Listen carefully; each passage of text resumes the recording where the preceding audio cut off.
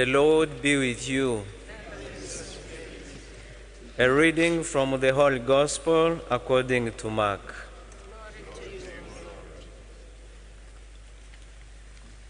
Chapter 10, verses 35 to 45. At that time, James and John, the sons of Zebedee, came forward to Jesus and said to him, "Teacher, we want you to do for us whatever we ask of you." And he said to them, "What do you want me to do for you?" And they said to him, "Grant us to sit, one at your right hand and one at your left, in your glory." But Jesus said to them, "You do not know what you are asking. Are you able to drink the chalice that I drink, or to be baptized with the baptism with which I am baptized?" And they said to him, "We are able." And Jesus said to them, "The chalice that I drink, you will drink, and with the baptism with which I am baptized, you will be baptized. But to sit at my right hand or at my left is not mine to grant, but it is for those for whom it has been prepared." And when the 10 heard it, they began to be indignant at James and John. And Jesus called them to him and said to them, "You know that those who are supposed to rule over the Gentiles lord it over them, and their great men exercise authority over them. But it shall not be so among you. But whoever will be great among you must be your servant, and whoever be first among you must be slave of all. For the Son of Man also came not to be served, but to serve, and to give his life as a ransom for many." The Gospel of the Lord.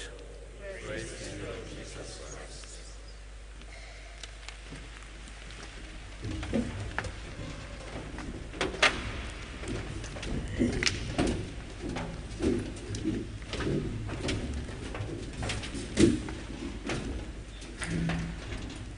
The Lord is good, and all the time.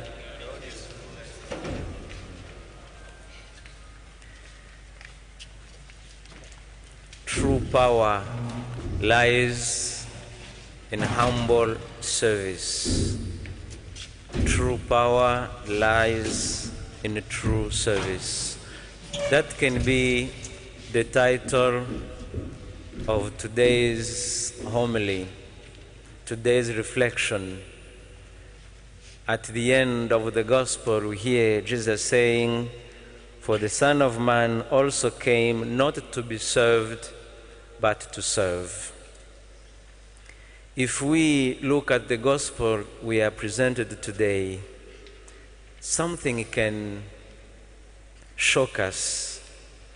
These two brothers who have been following Jesus all along, who come to him, and these are James and John. "Teacher, we want you to do for us whatever we ask of you." People define power as the capacity to effect change. So these two men, like any of us, we always feel to exercise our power is to cause change until we even reach a point where we want to command God to do things for us as we ask Him to do.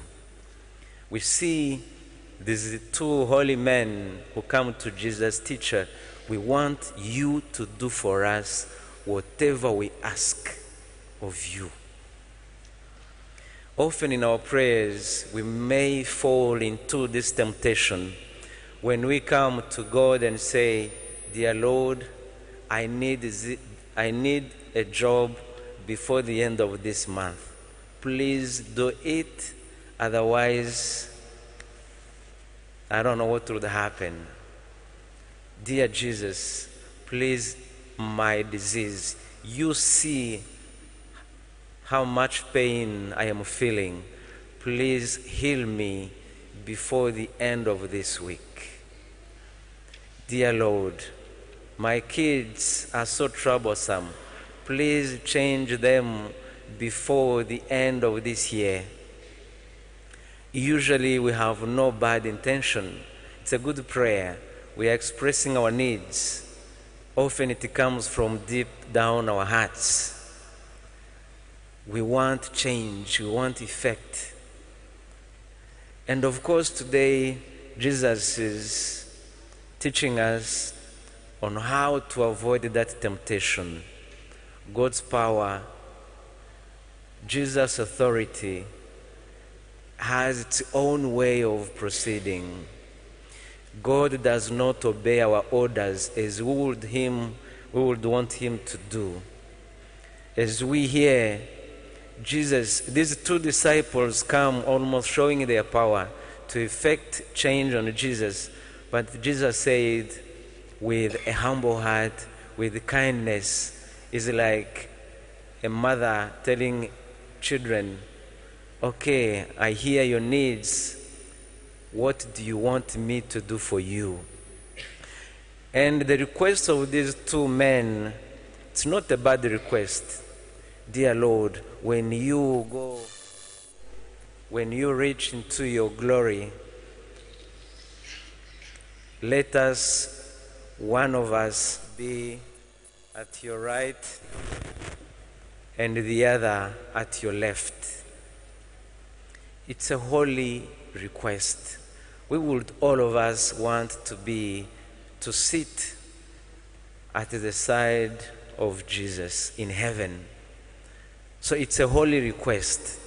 But again, Jesus is saying, yes, I understand your wish, your deep desires.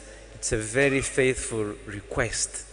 But for you to reach there are two conditions, which is also Jesus is telling us. First of all, sacrifice. Jesus is saying, are you able to drink the chalice I drink, or be baptized the baptism with which I am baptized? To give the context to the request, Jesus is on his way to Jerusalem, where he's going to be crucified. Indeed, before the text we heard today, Jesus already prepares his disciples to what is going to happen. He has already told them in Jerusalem, the Son of Man is going to be questioned by high priests. He is going to be delivered to the Gentiles, to the Romans, and he is going to be crucified, humiliated. So he's already telling them something bad is going to happen. Yes, in the end he tells them, and the Son of Man will rise at the third day. So it is immediately after this announcement that these two disciples, they just hear of the last promise, the Son of Man will rise on the third day. That's when James and John also express their desire. Please, after you rise, after you reach into your kingdom, let us sit with you. So Jesus is saying, it's a good wish, But no one can reach glory, no one can be able to sit where you want to be without going through humiliation and death, sacrifice. So today we are being reminded that for us to be true to our calling, to our vocation, we have to believe that for us to reach glory, we need to humble ourselves and to serve others. That's why at the end Jesus is saying, even the Son of Man has not come to be served. So please, if you want to reach heaven, be servants to your brothers and sisters. Be able to consent to sacrifices. If you want power, if you want true authority, be humble. Work. Be able to serve and to sacrifice yourself. So today, as Christians, as faithful, who have our destination as heaven, as the glory of God, let us pray that within our lives, deep down ourselves, as we have the desire to reach heaven, we may also be courageous enough to sacrifice our time, sacrifice our means, our financial capacities for the service of others. That's true power Jesus is calling us to have, the desire to serve others, and by then to reach His glory. So today, let us pray for one another that our Christian lives be marked by the desire to serve in humility, serving others like Jesus did until the ultimate sign of love, which is the cross. Be able to consent to cross like Jesus did. Live our love towards others in concrete ways. So each one of us can think of ways to have some sacrifices during this week to be able to express our love and our willingness to follow Jesus to His glory through service, through humility, through sacrifices. The Lord be with you.